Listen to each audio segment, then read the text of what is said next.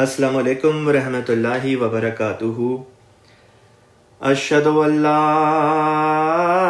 الہ الا اللہ وحدہ لا شریک لہ واشہدو ان محمدا عبدہ ورسولہ۔ اما بعد فاعوذ باللہ من الشیطان الرجیم۔ بسم اللہ الرحمن الرحیم۔ اللہ تعالیٰ کے فضل اور کرم سے سورۃ الانعام کی آیت نمبر 83 ورس تک کا جو ترجمہ، تلاوت اور تفسیر تھی اس کو ہم کل کی کلاس میں کور کر چکے تھے، اور آج سے نیا رکوع شروع ہوگا جو آیت نمبر 84 سے شروع ہوتا ہے۔ اولاً اس رکوع کی تلاوت آپ کی خدمت میں پیش کرتا ہوں اور پھر انشاءاللہ تعالی اس کی آیات کے مضمون کی طرف واپس لوٹ کے آتے ہیں۔ اعوذ باللہ من الشیطان الرجیم۔ وَتِلْكَ حُجَّتُنَا آتَيْنَاهَا إِبْرَاهِيمَ عَلَىٰ قَوْمِهِ نرفع درجات من نشاء ان ربك حکیم علیم۔ ووهبنا له اسحاق ويعقوب كلا هدينا ونوحا هدينا من قبل ومن ذريته داود وسليمان وأيوب ويوسف وموسى وهارون وكذلك نجزي المحسنين۔ وزكريا ويحيى وعيسى وإلياس كل من الصالحين۔ وإسماعيل واليسع ويونس ولوطا وَكُلًّا فَضَّلْنَا عَلَى الْعَالَمِينَ۔ وَمِنْ آبَائِهِمْ وَذُرِّيَّاتِهِمْ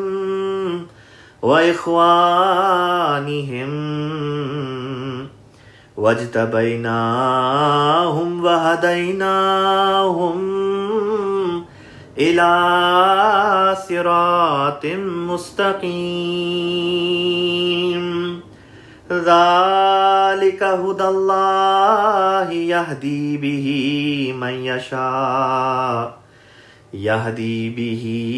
من يشاء من عباده ولو أشركوا لحبط عنهم ما كانوا يعملون۔ أولئك الذين آتيناهم الكتاب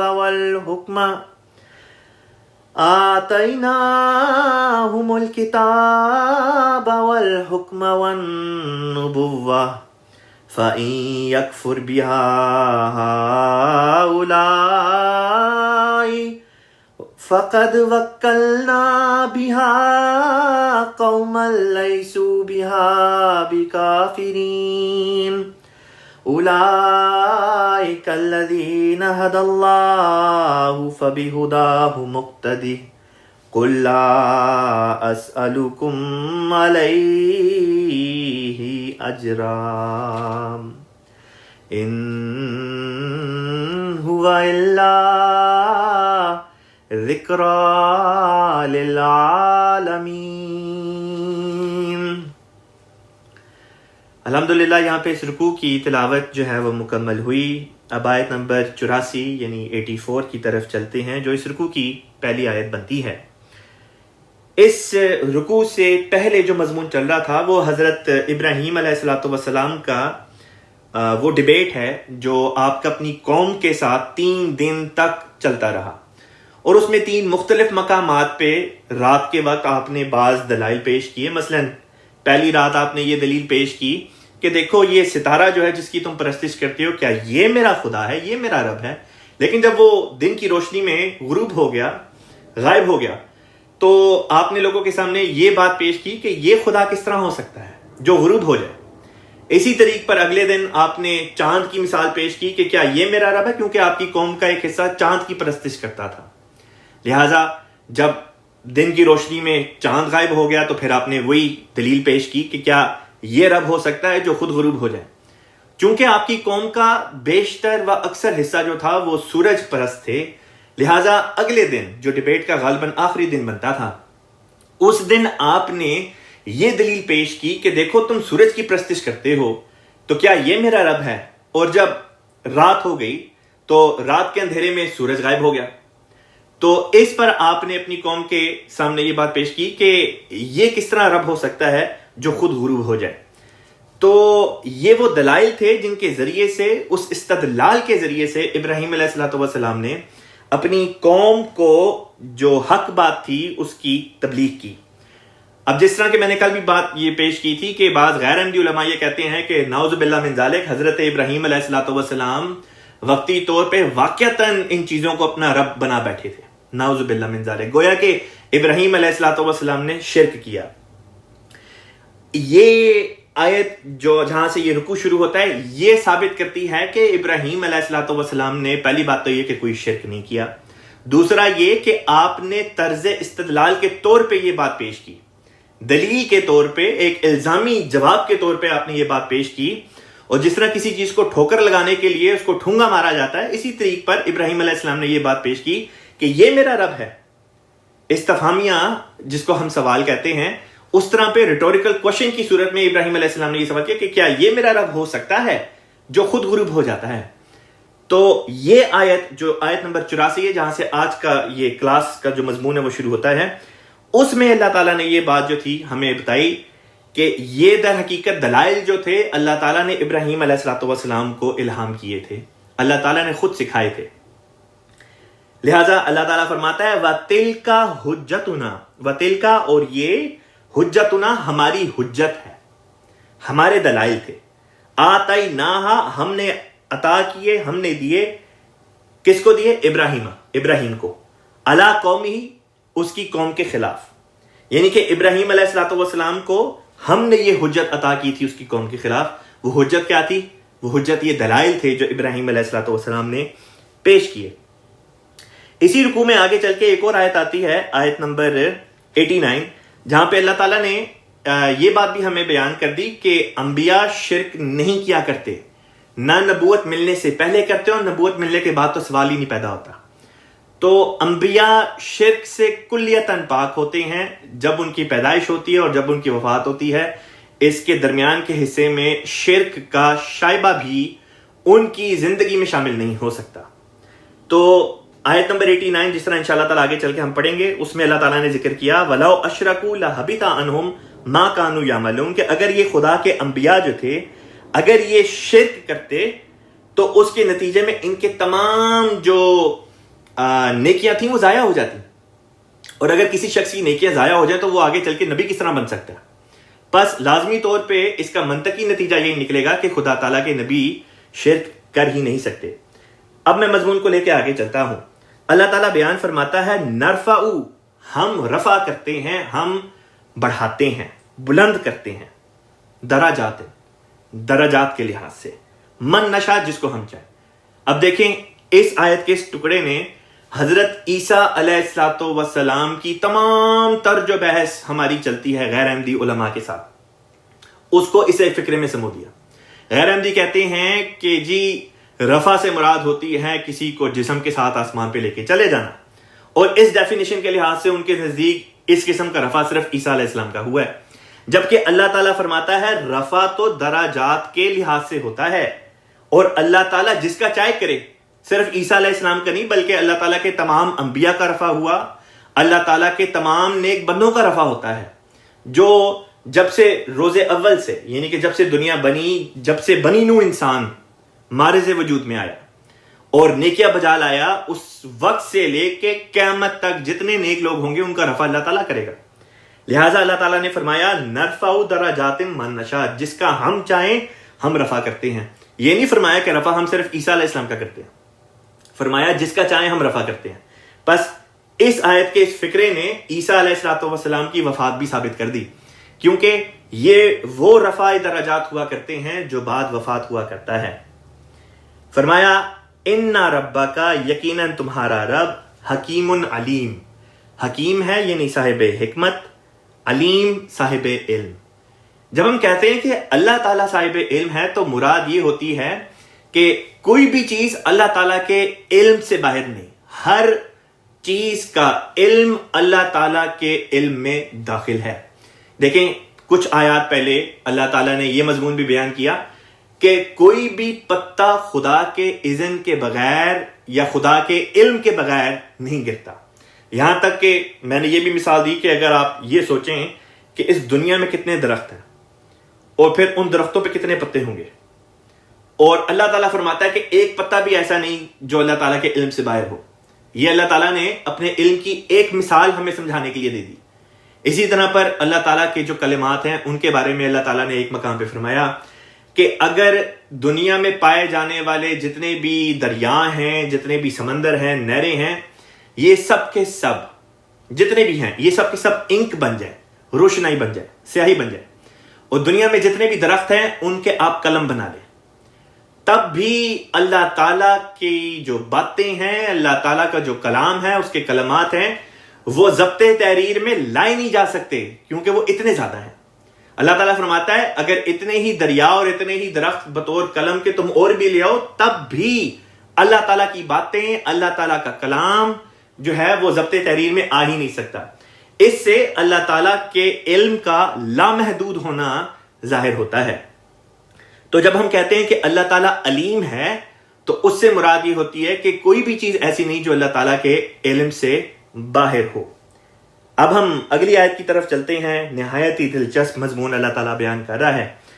اللہ تعالیٰ فرماتا ہے وَوَهَبْنَا، وا اور وَهَبْنَا، ہم نے عطا کیا۔ وہاب اللہ تعالیٰ کی صفت ہے جس کا مطلب ہوتا ہے دینے والا۔ مثلا جب یہ بطور نام کے ہم استعمال کرتے ہیں تو کہتے ہیں عطاء الوہاب یا انعام الوہاب، کہ وہاب خدا کا انعام یا وہاب خدا کی عطا۔ تو وہاب کا مطلب ہوتا ہے دینے والا۔ تو اللہ تعالیٰ فرماتا ہے وَهَبْنَا، ہم نے عطا کیا، لہو اسے، اسحاق و یعقوب۔ یہاں پہ ذکر چل رہا تھا ابراہیم علیہ السلام کا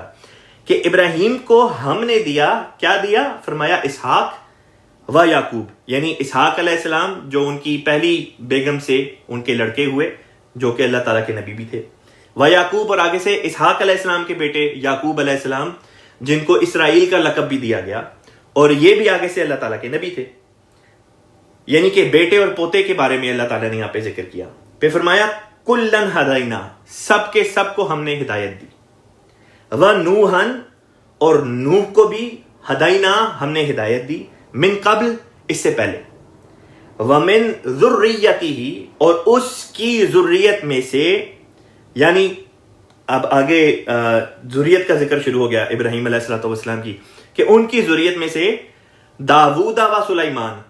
کہ داود بھی بھیجے، و سلیمان، اور سلیمان علیہ السلام کو بھی بھیجا، و ایوبا، اور ایوب علیہ السلام کو بھی بھیجا، و یوسفا، اور یوسف علیہ السلام کو بھی، و موسیٰ، اور موسیٰ کو بھی، و ہارون، اور ہارون علیہ السلام کو بھی، وَكَذَلِكَ، اور اسی طرح پر، نجزی المحسنین، نجزی، ہم جزا دیتے ہیں، المحسنین، احسان کرنے والوں کو،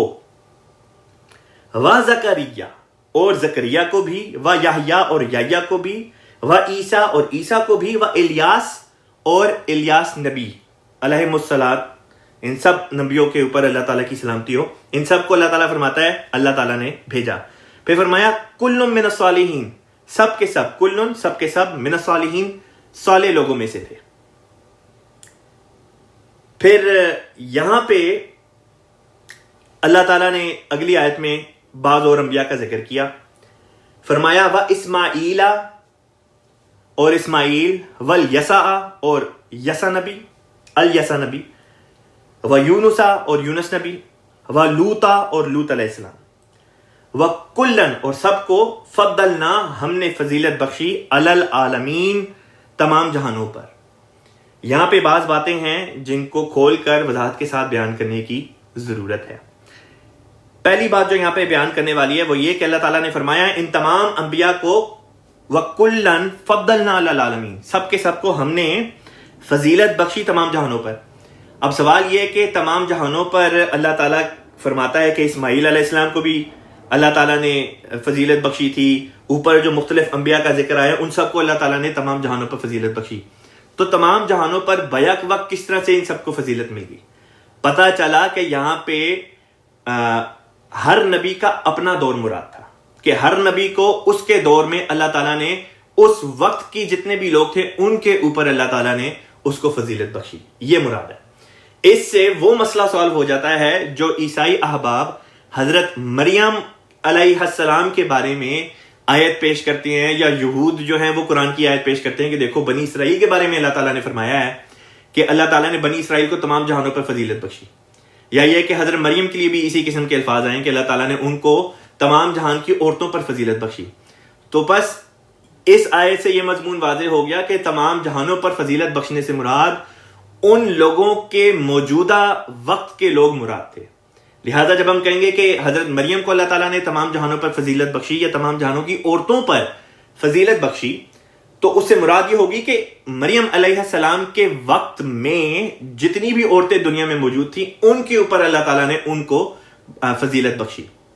نہ کہ یہ کہ جو آپ سے پہلے دور کی عورتیں تھیں یا جو بعد میں آنے والی ہیں ان سب کے اوپر بھی، یہ مراد نہیں ہے۔ اب دوسری بات جس کو یہاں پہ وضاحت کے ساتھ پیش کرنے کی ضرورت ہے، اب میں وہ آپ کی خدمت میں رکھتا ہوں۔ وہ بات یہ ہے کہ یہاں پہ اللہ تعالیٰ نے ان مختلف انبیاء کا جو ذکر کیا تو ان کو کسی خاص ترتیب میں ہمیں بظاہر ایسا لگتا ہے کہ جیسے ان ناموں کو اللہ تعالیٰ نے پیش نہیں کیا۔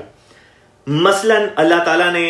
فرمایا کہ اسحاق اور یعقوب علیہ السلام ہم نے ابراہیم علیہ السلام کو دیے، اور یہ دونوں جو تھے ابراہیم علیہ السلام کے پے در پے بعد آئے۔ ابراہیم علیہ السلام کے بیٹے اسحاق آپ کے بعد ہوئے، اور اسحاق علیہ السلام کے بعد آپ کے بیٹے یعقوب نبی ہوئے، لیکن فوراً پہ فرمایا نوح، اور نوح علیہ السلام جو تھے وہ ابراہیم علیہ السلام سے پہلے ہوئے۔ اسی طرح پر داؤد علیہ السلام جو تھے وہ تو کافی بعد میں جا کے، کئی صدیوں بعد ابراہیم علیہ السلام کے بعد جا کے ہوئے ہیں، پھر آگے سے ان کے بیٹے سلیمان ہیں، پھر ایوب علیہ السلام، پھر یوسف علیہ السلام ان سب سے پہلے ہوئے، پھر موسیٰ علیہ السلام یوسف علیہ السلام کے بعد ہوئے، اور ہارون علیہ السلام جو تھے وہ ان کے ساتھ یا ان کے مان بعد جو بھی ان کو دور بنتا ہے موسیٰ علیہ السلام والا۔ اسی طرح پر حضرت زکریا، یحییٰ، عیسیٰ، الیاس، اسماعیل، الیسع، یونس اور لوط علیہ السلام، ان تمام انبیاء کا بظاہر یوں معلوم ہوتا ہے کہ جیسے بغیر کسی ترتیب کے اللہ تعالیٰ نے ان کا ذکر کر دیا ہے، حالانکہ اگر غور سے دیکھا جائے تو یہ بے ترتیب نہیں بلکہ ایک خاص حکمت اور ترتیب کے ساتھ ہی ان کا ذکر ہوا ہے۔ حضرت مسلم موعود خلیفۃ المسیح الثانی رضی اللہ تعالی عنہ نے تفسیر صغیر میں انہی آیات کے ذیل میں ایک فٹ نوٹ دیا، اور وہاں پہ آپ نے اس حکمت کا ذکر کیا، وہ میں آپ کو نوٹ جو ہے وہ پڑھ کے سنا دیتا ہوں۔ حضرت مسلم موعود خلیفۃ المسیح الثانی رضی اللہ تعالی عنہ تعریف فرماتے ہیں کہ زکریا علیہ السلام کا ذکر یحییٰ علیہ السلام کے ساتھ اس لیے کیا ہے کہ وہ ان کے باپ تھے، یعنی زکریا والد تھے، یحییٰ علیہ السلام ان کے بیٹے تھے، اور عیسیٰ علیہ السلام کا اس لیے کہ یحییٰ ان کے ارحاس تھے، یعنی کہ پیش خبری دینے والے، جس کو ہم انگریزی میں فور رنر کہتے ہیں۔ پھر فرمایا کہ الیاس کا اس لیے ذکر کیا کہ عیسیٰ علیہ السلام کے آنے سے پہلے الیاس کے آسمان سے آنے کی خبر دی گئی تھی۔ یہودیوں میں یہ پیشن گوئی تھی کہ اس سے پہلے کہ مسیح دنیا میں آئے اللہ تعالیٰ الیاس نبی کو دوبارہ بھیجے گا۔ وہ در حقیقت پیشن گوئی اسی الیاس نبی کے واپس آنے کے ذریعے سے پوری نہیں ہوئی، بلکہ اللہ تعالیٰ نے ایک اور نبی ان کی جگہ بھیج دیا، اور ان کا آنا گویا پہلے نبی کا آنا ہی قرار دیا گیا. وہ جو بعد میں نبی آئے الیاس کی جگہ وہ حضرت یحییٰ علیہ السلام تھے اور ان کو مسیح علیہ السلام کا عیسیٰ علیہ السلام کا ارہاس بتایا گیا ہے جیسے کہ حضور نے یہاں پہ ذکر کر دیا. پھر آگے حضور فرماتے ہیں اور اسماعیل کا اس لیے کہ وہ بھی عیسیٰ کی طرح جمالی نبی تھے. اور الیسا یعنی یسیع کا ذکر اس لیے کیا گیا کہ ان کو بھی الیاس سے تشبیہ دی جاتی ہے. اور یونس کا اس لیے کہ ان کے واقعے کو مسیح پر چسپاں کیا جاتا ہے. اور لوط علیہ السلام کا اس لیے ذکر کیا کہ ان کا تعلق ابراہیم و اسماعیل علیہ السلام سے گہرا تھا. لوط علیہ السلام ابراہیم علیہ السلام کے بھتیجے اور اس طرح پر حضرت اسماعیل علیہ السلام کے جو ہے وہ کزن لگتے تھے. بس یہ اعتراض نہیں ہوتا کہ یہ انبیاء ایک دوسرے کے آگے پیچھے آئے تھے اور قرآن نے ان کا ذکر اکٹھا کر دیا ہے کیونکہ قرآن مجید نے حکمت کے ماتحت ان کا اکٹھا ذکر کیا ہے نہ کہ تاریخ کے لحاظ سے. تو یہاں پہ یہ والی جو بحث تھی کہ یہ جو انبیاء کا یہاں پہ ذکر کیا یہ بے ترتیب ہے یا کسی خاص ترتیب کے تحت یا بغیر کسی حکمت کے ہے یا کسی حکمت کے تحت، تو یہ بات ثابت ہوگی کہ ان کا ذکر اللہ تعالیٰ نے ایک خاص ترتیب میں ایک حکمت کے تحت کیا ہے. اور وہ لنک جو تھا ان انبیاء کا ایک دوسرے کے ساتھ وہ میں نے ابھی آپ کی خدمت میں تفسیر صغیر سے پڑھ کے پیش کر دیا. اب اگلی آیت پہ چلتے ہیں. اگلی آیت ہے آیت نمبر 88. آیت نمبر 88 یعنی 88 میں اللہ تعالیٰ بیان فرماتا ہے وَمِنْ آبَائِهِمْ اور ان کے آبا میں سے، وَذُرِّيَّاتِهِمْ اور ان کے بچوں میں، وَإِخْوَانِهِمْ اور ان کے بھائیوں میں. مراد یہ ہے کہ اور ان کے آبا و اجداد میں سے اور ان کی نسلوں میں سے اور ان کے بھائیوں میں سے بھی بعض کو فضیلت بخشی تھی. فرمایا وَاجْتَبَيْنَاهُمْ، وَاجْتَبَيْنَاهُمْ کا مطلب ہوگا اور چن لیا ہم نے ان کو. اجتبا کا مطلب ہوتا ہے چن لینا. اسی سے لفظ نکلا ہے مجتبا. مجتبا جس طرح ہم رسول پاک صلی اللہ علیہ وسلم کے لیے لفظ یہ استعمال کرتے ہیں محمد مصطفیٰ یا محمد مجتبا، تو مراد ہوتی ہے وہ محمد جن کو چن لیا گیا ہو صلی اللہ علیہ وسلم. تو اسی طرح پر فرماتا ہے اللہ تعالیٰ وَاجْتَبَيْنَاهُمْ اور چن لیا ان کو ہم نے، وَهَدَيْنَاهُمْ اور ہدایت دی ہم نے ان کو، إِلَىٰ صِرَاطٍ مستقیم سیدھے راستے کی طرف. پھر آیت نمبر 89 ہے. آیت نمبر 89 کا بھی مضمون جو ہے اس کا پچھلی آیات کے ساتھ گہرا ربط ہے. اللہ تعالیٰ فرماتا ہے ذالک ھدی اللہ، یہ وہ ہدایت ہے، ذالک یہ ہے ھدی اللہ اللہ کی ہدایت، یہدی بہ وہ ہدایت دیتا ہے اس کے ذریعے سے، من یشاء جس کو وہ چاہے، من عبادہ اس کے بندوں میں سے. یعنی یہ ہے اللہ کی ہدایت جس کے ذریعے وہ اپنے بندوں میں سے جس کی چاہتا ہے رہنمائی کر دیتا ہے. وَلَوْ أَشْرَكُوا اور اگر اشرکو وہ شرک کرتے، اگر انہوں نے شرک کیا ہوتا، یہ جو نیک بندے اللہ تعالیٰ کے جن کا ذکر ابھی اوپر کی آیات میں گزرا یعنی یہ انبیاء علیہ السلام، اللہ فرماتا ہے وَلَوْ أَشْرَكُوا اور اگر شرک کرتے یہ لوگ، لَحَبِطَ یہ جو لام زبر آئی مراد ہے ضرور، لَحَبِطَ تو ضرور حبت ہو جاتا، ضائع ہو جاتا، انہم ان سے، ما کانوا یعملون جو وہ کیا کرتے تھے. مراد یہ ہے کہ پھر ان کے جو نیک کام تھے وہ شرک کے نتیجے میں ضائع ہو جاتے. یہاں پہ اللہ تعالیٰ نے ہمیں یہ بات سمجھا دی کہ شرک کوئی معمولی گناہ نہیں ہے. شرک ایک ایسی بلا ہے، شرک ایک ایسی آگ ہے جو نیکیوں کو بھسم کر دیتی ہے. اس کے مقابل پر ایک ایسی نیکی بھی ہے جو گناہوں کو بھسم کر دیتی ہے، گناہوں کو خاکستر کر دیتی ہے. اللہ تعالیٰ قرآن پاک میں فرماتا ہے کہ صلاۃ جو ہے، نماز جو ہے، یہ بدیوں کو دور کر دیتی ہے، یہ بدیوں کو خاکستر کر دیتی ہے. نیک اعمال میں نماز کا مقام بہت اوپر ہے. لہذا شرک کے مقابل پر شرک جو نیکیوں کو بھسم کر دیتی ہے، بدیوں کو بھسم کرنے والی چیز جو ہے وہ ہے نماز. مضمون کو آگے لے کے چلتے ہیں. اچھا یہاں پہ میں یہ بھی بتا دوں کہ جس طرح کلاس کے شروع میں نے بتایا تھا، یہ جو فکرہ ہے اس آیت کا وَلَوْ أَشْرَكُوا لَحَبِطَ عَنْهُمْ مَا كَانُوا يَعْمَلُونَ، اس سے یہ بات ثابت ہوگی کہ اللہ تعالیٰ کے انبیاء جو ہیں وہ شرک نہیں کیا کرتے. لہٰذا غیر احمدی علماء اور جو دوسرے غیر مذاہب کے لوگ ہیں جو ابراہیم علیہ السلام پر الزامات لگاتے ہیں کہ آپ نے شرک کیا یا کوئی بدی کی، تو اللہ تعالیٰ نے اس آیت کے ذریعے سے اس قسم کے اعتراضات کا رد بھی کر دیا اور بتا دیا کہ نہ صرف یہ کہ ابراہیم علیہ السلام جو ہیں وہ ان الزامات سے بری ہیں، بلکہ اللہ تعالیٰ کے تمام انبیاء جو ہیں وہ بھی ان الزامات سے بری ہیں. اگلی آیت پہ چلتے ہیں، آیت نمبر 90. اللہ تعالیٰ بیان فرماتا ہے اولئک، یہی وہ ہیں، الذین، وہ لوگ، آتینا، ہم نے دیا، ہم الکتاب، ہم ان کو، الکتاب، کتاب، یعنی یہی وہ لوگ ہیں جن کو ہم نے کتاب دی، والحکمہ، اور حکم دیا. یا حکم عربی زبان میں حکم کے 3 معنی ہیں. پہلا مطلب ہے حکمت، دوسرا مطلب ہے حکومت، اور تیسرا مطلب ہے حکم کا فیصلہ، یعنی قضائی فیصلہ کرنے کی جو طاقت ہوتی ہے وہ. تو خلیفۃ المسیح رابع رحمہ اللہ تعالیٰ نے اس آیت کی تفسیر بیان کرتے ہوئے یہ نقطہ سمجھایا کہ یہاں پہ حضور نے ترجمے میں الحکمہ سے مراد حکمت کا لفظ لیا ہے، نہ کہ حکومت اور نہ ہی حکم کا فیصلہ یا حکم کرنے کی، فیصلہ کرنے کی جو طاقت ہوتی ہے. حضور نے حکمت کا لفظ اس لیے چنا کیونکہ حضور فرماتے ہیں کہ تمام انبیاء کو حکومت نہیں ملی، بعض ایسے بھی تھے جن کو حکومت اللہ تعالیٰ نے نہیں دی. لہٰذا حکمت ایک ایسی چیز تھی جو اللہ تعالیٰ نے ہر نبی کو دی. حکمت کے بارے میں یہ ایک کنسنسس ہے کہ حکمت ایک ایسی چیز تھی جو اللہ تعالیٰ نے ہر نبی کو دی. حکومت ایک ایسی چیز تھی جو ہر نبی کو نہیں ملی. کئی ایسے انبیاء ہیں جن کو اللہ تعالیٰ نے حکومت جو تھی اس کی باغ دوڑ ان کے ہاتھ میں نہیں کی. تو حکومت کا لفظ یہاں پہ حکم کے لیے استعمال نہیں ہو سکتا. پھر سوال پیدا ہوتا تھا کہ حکم کرنے کا جو فیصلہ ہے، یعنی قضائی فیصلے کی جو طاقت ہے، وہ کیوں نہیں ترجمے میں لے کر آئے. اس کے بارے میں حضور نے فرمایا کہ اس وجہ سے کہ یہ جو قضائی فیصلے کی طاقت ہوتی ہے، یہ جو حکم کرنے کا جو یہ اللہ تعالیٰ ایک ملکہ عطا کرتا ہے اور ایک طاقت اور قوت بخشتا ہے، وہ اللہ تعالیٰ انبیاء کو نبوت ملنے کے بعد عطا کرتا ہے. گویا کہ وہ اپنی قوم میں بطور حکم عدل کے نبوت ملنے کے بعد فائز ہوتے ہیں. تو یہ حکم عدل جو ہے،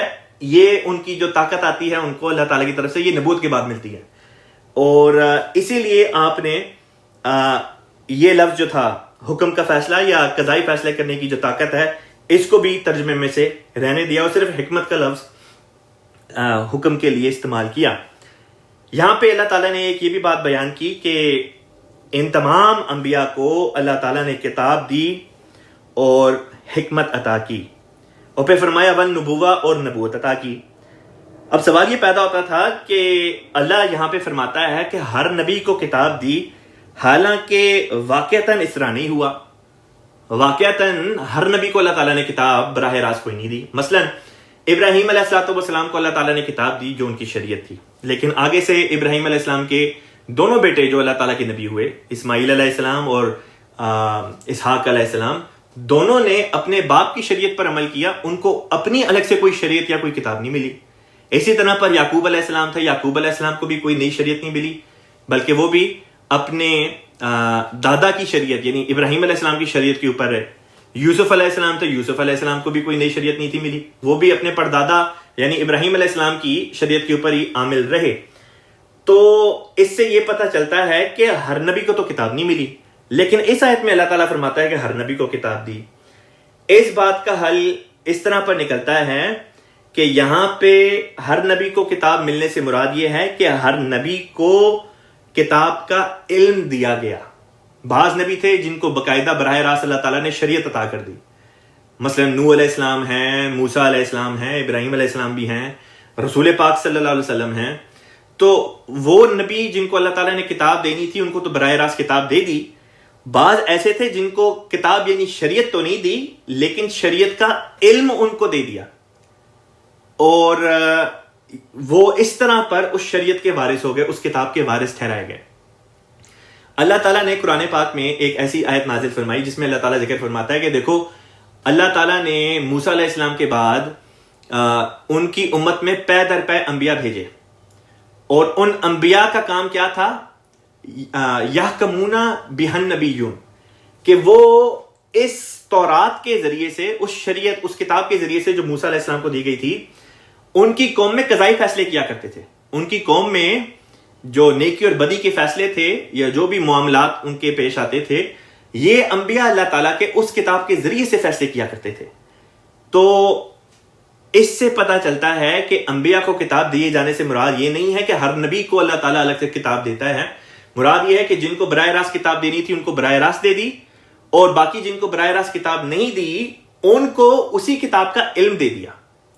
اور اس کے ذریعے سے انہوں نے پھر انڈائریکٹلی ایک رنگ میں ان کو یہ کتاب جو ہے وہ مل گئی، گویا کہ وہ کتاب کے وارث ہوئے اور اس کے ذریعے سے قوموں میں انہوں نے فیصلے کیے. عیسیٰ علیہ السلام کا بھی یہی کردار تھا، داؤد علیہ السلام، سلیمان علیہ السلام، ان کا بھی یہی کردار تھا. انہوں نے اپنے سے پہلے جو نبی تھے حضرت موسیٰ علیہ السلام، ان کی شریعت کے مطابق اپنی قوم میں فیصلے کیے، اور اس طرح پر ان کو کتاب کا علم دیا گیا اور کتاب کے وہ وارث ٹھہرائے گئے. ٹھیک انہی معنوں میں حضرت اقدس مسیح موعود مرزا غلام احمد قادیانی علیہ السلام کا بھی کردار ہمارے سامنے آتا ہے کہ آپ کو اللہ تعالیٰ نے قرآن پاک کا علم عطا کیا، اور اس طرح پر آپ قرآن پاک یہ جو کتاب تھی اس کے وارث ٹھہرائے گئے، اور قوم میں آپ بطور حکم عدل کے آپ نے پھر فیصلہ کیا. جس طرح پر پچھلے انبیاء نے اپنی قوموں میں جو شارع نبی تھا اس کی لائیوی شریعت کے مطابق فیصلے کیے تھے، ٹھیک اسی طرح پر حضرت مسیح موعود علیہ السلام نے حضور صلی اللہ علیہ وسلم کی امت میں، آپ کی امت میں امتی نبی ہوتے ہوئے آپ ہی کی لائی ہوئی شریعت یعنی رسول پاک صلی اللہ علیہ وسلم کی لائی ہوئی شریعت کے مطابق لوگوں میں فیصلے کیے. اب آگے چلتے ہیں. اللہ تعالیٰ فرماتا ہے کہ فَإِن يَكْفُرْ، فَإِن پس اگر، يَكْفُرْ بِهَا وہ اس کا انکار کر دیتے، يَكْفُرْ وہ انکار کرتے، بِهَا اس کا، یعنی کہ اگر وہ کتاب کا انکار کر دیتے، ہاؤلائی یہ لوگ، پس اگر یہ لوگ انکار کر دیتے. اب یہاں پہ سوال پیدا ہوتا ہے کہ ذکر کن کا چل رہا ہے؟ فَإِن يَكْفُرْ بِهَا ہاؤلائی کہہ کے اللہ تعالیٰ نے سمجھا دیے کہ اب یہاں پہ ذکر چل رہا ہے جو موجودہ قوم ہے، یعنی کہ مسلمانوں کے بارے میں اب اللہ تعالیٰ ذکر کر رہا ہے کہ اگر یہ جو موجودہ لوگ ہیں جو اللہ تعالیٰ کے اوپر ایمان لے کر آئے ہیں، خدا کے کلام پر ایمان لائے ہیں، محمد مصطفیٰ صلی اللہ علیہ وسلم پر ایمان لائے ہیں، قرآن پاک پر ایمان لے کر آئے ہیں، فَإِن يَكْفُرْ بِهَا پس اگر یہ انکار کر بیٹھیں قرآن کا، ہاؤلائی یہ لوگ، فقط تو ضرور، وکلنا ہم سپرد کر دیتے، بہا اس کو، یعنی اس بات کو، اس ذمہ داری کو، قومن ایک ایسی قوم کی طرف سپرد کر دیتے، لیسو بہا بکافرین، لیسو وہ نہ ہوتے، بہا اس کے، بکافرین انکار کرنے والے. حضرت خلیفہ رابع رحمہ اللہ تعالیٰ نے بامحاورہ ترجمہ اس طرح پر کیا. حضور تعریف فرماتے ہیں یہ وہ لوگ تھے جن کو ہم نے کتاب اور حکمت اور نبوت عطا کی، بس اگر یہ لوگ اس کا انکار کر دیں تو ہم یہ معاملہ ایک ایسی قوم کے سپورٹ کر دیں گے جو ہرگز اس کے منکر نہیں ہوں گے. اب اگلی آیت پہ چلتے ہیں، آیت نمبر 91 جو اس رکوع کی آخری آیت ہے. اللہ تعالیٰ بیان فرماتا ہے اولئک الذین، اولئک یہی وہ لوگ ہیں، الذین جو ہدی اللہ ہدایت دی اللہ نے، یعنی یہی وہ لوگ ہیں جن کو اللہ تعالیٰ نے ہدایت دی ہے. اب ذکر چل رہا ہے پچھلے سابقہ جتنے بھی انبیاء تھے کہ یہ جتنے بھی انبیاء تھے ان کو اللہ تعالیٰ نے ہدایت دی. فرمایا فَبِهُدَاهُمْ مُقْتَدِرْ، فَبِهُدَاهُمْ فا پس بِهُدَاهُمْ ان کی ہدایت، اقتدے اس کی پیروی کر، یعنی کہ ان انبیاء سابقہ کو جو تعلیم دی گئی تھی، جو ہدایت دی گئی تھی، رسول پاک صلی اللہ علیہ وسلم کو بھی اللہ تعالیٰ یہ حکم فرماتا ہے کہ ان انبیاء کے اوپر جو اللہ تعالیٰ نے ہدایت نازل فرمائی آپ بھی ان ہدایات کی پیروی کریں. اب یہ جو فکرہ ہے فَبِهُدَاهُمْ مُقْتَدِرْ، اس سے حضرت اقدس مسیح موعود علیہ السلام نے ایک نقطہ اخذ کیا، وہ یہ کہ پچھلے جتنے بھی انبیاء گزرے سارے کے سارے، ان سب کی تعلیمات کا نچوڑ اللہ تعالیٰ نے قرآن پاک میں، اور اسی طرح پر پچھلے تمام انبیاء کے جتنے بھی کمالات تھے، ہر نبی کی جو بھی خوبی تھی، تمام انبیاء کی خوبیوں کو اللہ تعالیٰ نے محمد مصطفیٰ صلی اللہ علیہ وسلم کے وجود میں آ کے تو اکٹھا کر دیا. آئینہ کمالات اسلام روحانی خزائن جلد 5 صفحہ نمبر 343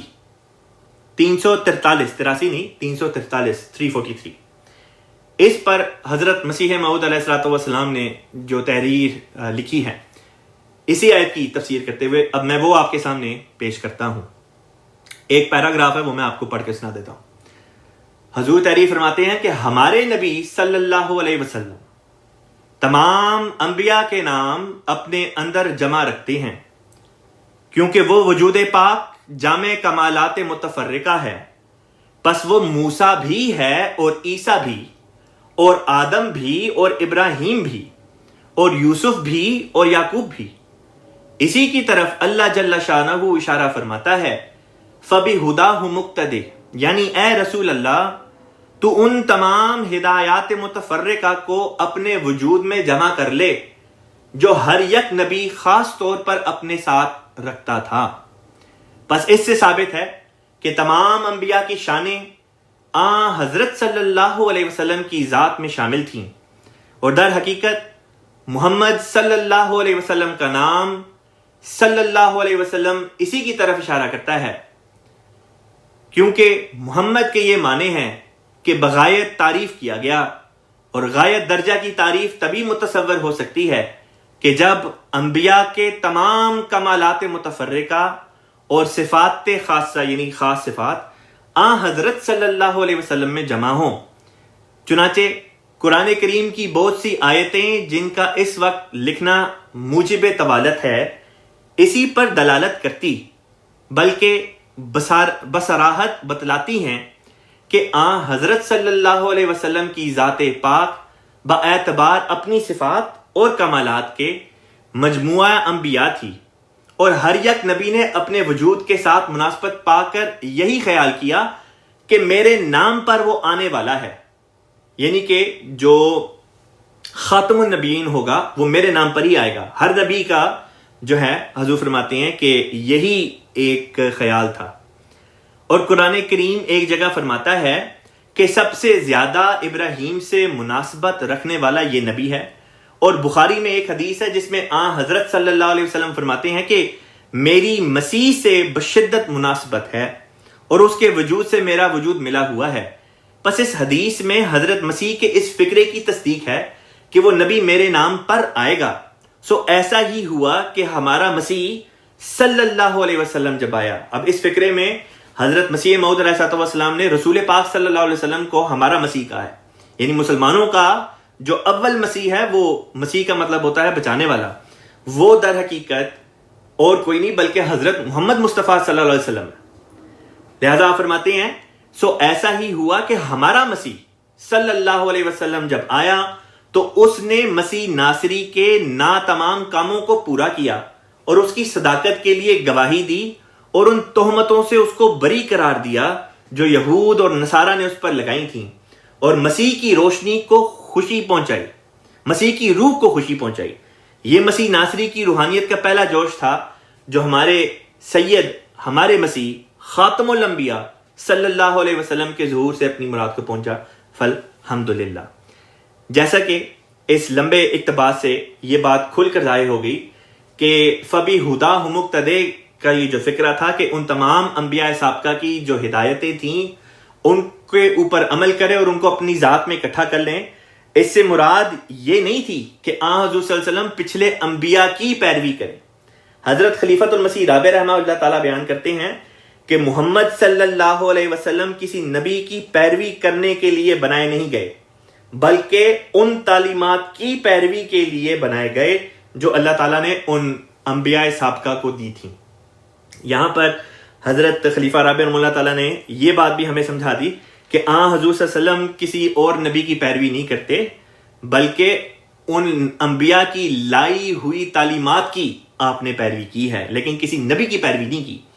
آپ وہ نبی ہیں جس کی باقی سب جو تھے وہ پیروی کرنے والے تھے. تو اسی آیت کا اگلا ٹکڑا ہے، اللہ تعالیٰ فرماتا ہے قل کہہ دے لا اسألکم، میں نہیں مانگتا، میں سوال نہیں کرتا، علیہ اجرا، اس بات پر، اس خدمت پر، اس کام پر جو میں کر رہا ہوں، میں تم سے یعنی لوگوں سے کسی قسم کا کوئی اجر نہیں مانگتا. ان ہوا الا، یہ تو محض ہے ذکر للعالمین، جہانوں کے لیے، تمام جہانوں کے لیے محض ایک نصیحت. یہاں پہ جو یہ رکوع تھا یہ ختم ہوا. اب میں اگلا رکوع جو ہے اس کی تلاوت کرتا ہوں اور پھر انشاءاللہ تعالیٰ اس کے مضمون کی طرف لوٹ کر واپس آتے ہیں. اعوذ باللہ من الشیطان الرجیم. وما قدر اللہ حق قدرہ اذ قالوا ما انزل اللہ علی بشر من شیء قل من انزل الكتاب الذي جاء به موسى نورا وهدى للناس تجعلونه قراطيس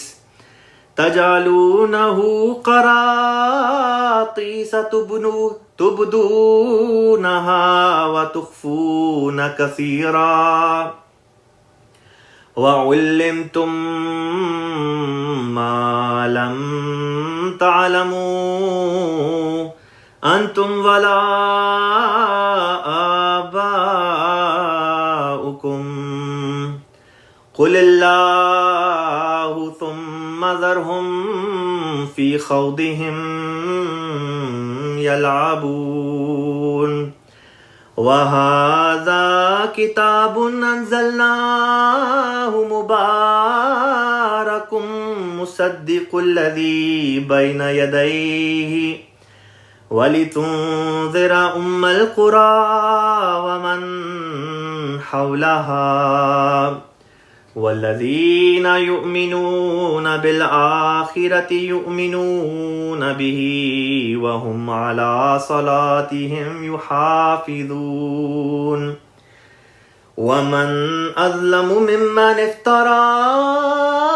عَلَى اللَّهِ كَذِبًا أَوْ قَالَ أُوحِيَ إِلَيَّ وَلَمْ يُوحَ إِلَيْهِ شَيْءٌ وَمَنْ قَالَ سَأُنزِلُ مِثْلَ مَا أَنزَلَ اللَّهُ وَلَوْ تَرَى إِذِ الظَّالِمُونَ فِي غَمَرَاتِ الْمَوْتِ وَالْمَلَائِكَةُ بَاسِطُو أَيْدِيهِمْ أَخْرِجُوا أَنفُسَكُمْ الْيَوْمَ تُجْزَوْنَ عَذَابَ الْهُونِ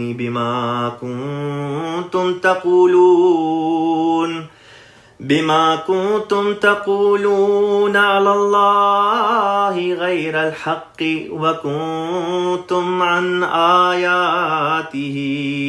تَسْتَكْبِرُونَ. وَلَقَدْ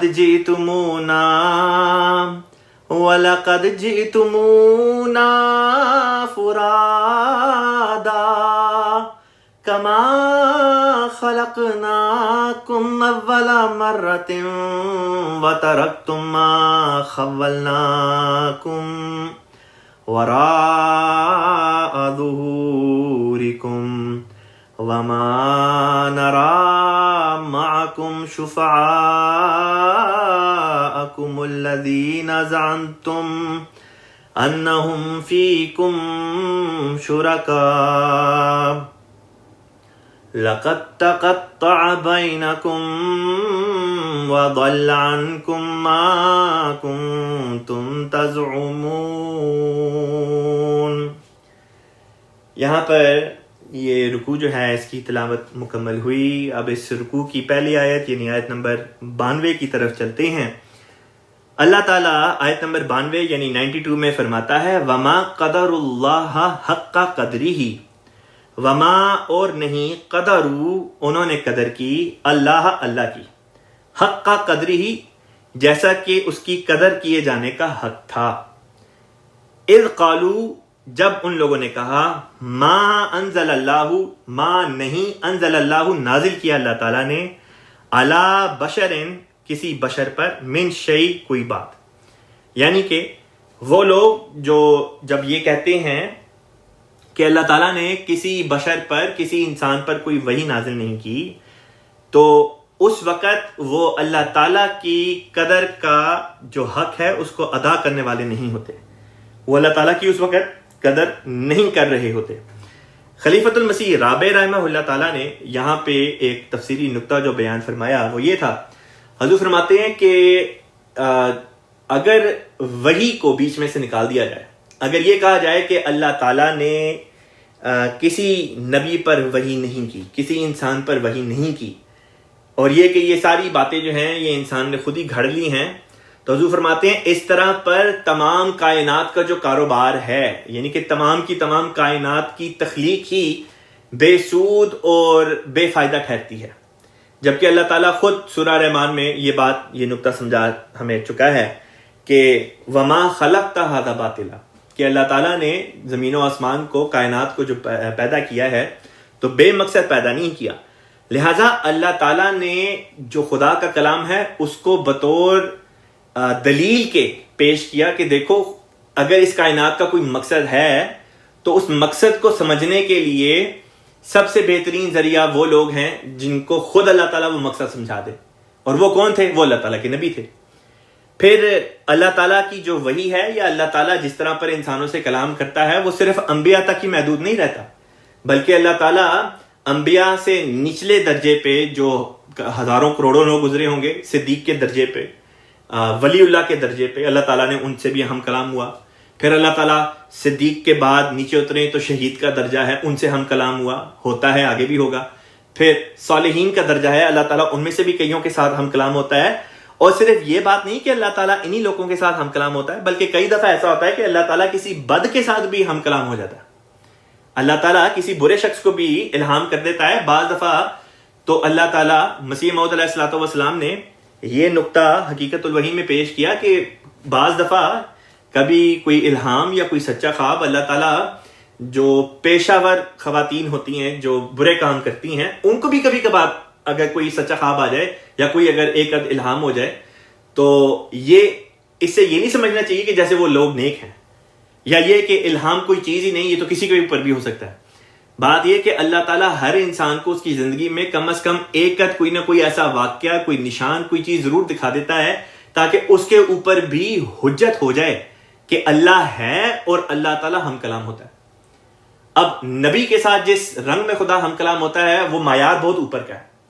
اور نبی سے نیچے اتر کے جو خلفاء کا درجہ ہوتا ہے جب ان سے ہم کلام ہوتا ہے تو ان کا بالکل ایک اور معیار ہے جو نبی کے معیار سے نیچے ہے، لیکن عام جو نیک لوگ ہیں ان کے معیار سے بہت اوپر ہے۔ پھر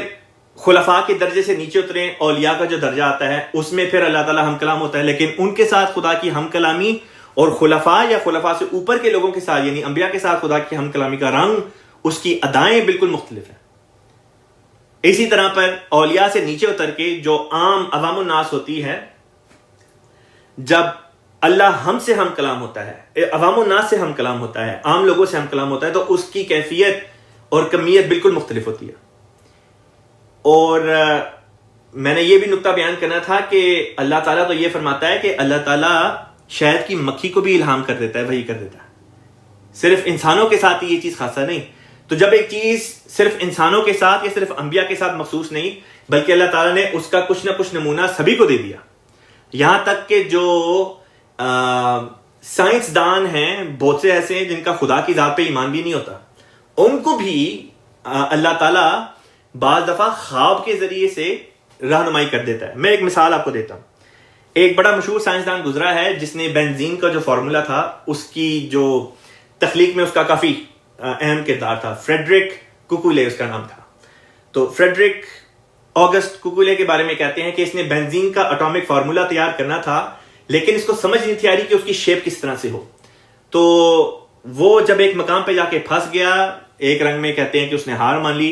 تو وہ جا کے اپنے صوفے پہ بیٹھ گیا، آگ اس کے پاس لگی ہوئی تھی اور وہ بیٹھے بیٹھے وہیں پہ سو گیا۔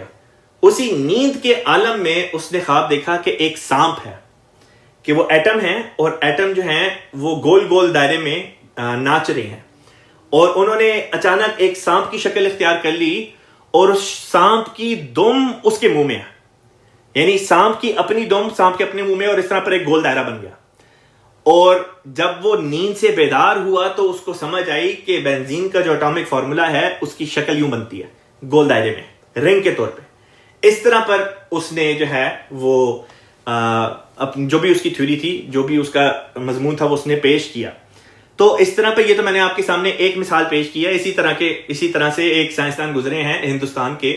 ان کا نام تھا سری نواس رامانوجن. یہ بہت بڑے بلکہ سائنٹسٹ تھے اور میتھمیٹیشین تھے، اور 32 سال کی عمر میں ان کی وفات ہو گئی. اور ان کے دور کے بڑے بڑے جو سائنسدان تھے، اور یہ وہ دور ہے جو آئنسٹائن وغیرہ کا دور تھا،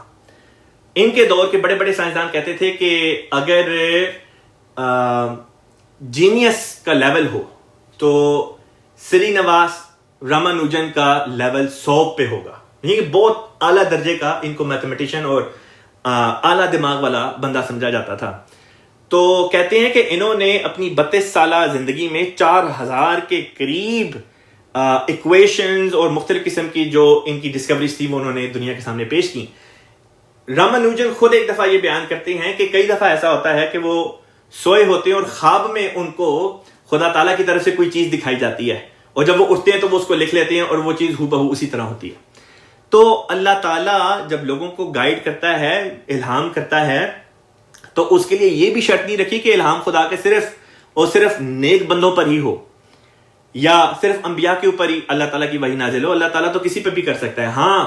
انبیاء کے ساتھ جس طرح خدا ہم کلام ہوتا ہے، روز ان کے ساتھ ہم کلام ہوتا ہے، اور کافی دیر تک خدا کی اپنے انبیاء کے ساتھ باتیں چلتی ہیں، وہ والی چیز آپ کو نچلے درجے کے لوگوں میں دکھائی نہیں دیتی.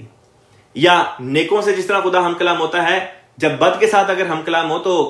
اس کی وہ مثال نہیں جس طرح نیکوں والی ہے. اس کی ایک مثال خود مسیح موعود علیہ السلام نے دی. حضور فرماتے ہیں کہ دیکھو، جب خدا ایک نبی کے ساتھ ہم کلام ہوتا ہے، اور خدا جب ایک عام انسان یا کسی برے انسان، کسی چور ڈاکو کے ساتھ بھی ہم کلام ہو جائے سچا خواب دکھا کے، تو کوئی یہ اعتراض اگر کر دے کہ دیکھو نبی کو بھی سچے خواب آئے، یا نبی سے بھی خدا نے کلام کیا، اور یہاں پہ ایک چور اچکے کے ساتھ بھی اللہ تعالیٰ ہم کلام ہو گیا، تو حضور فرماتے ہیں دیکھو دونوں میں فرق کیا ہے. حضور فرماتے ہیں دیکھو،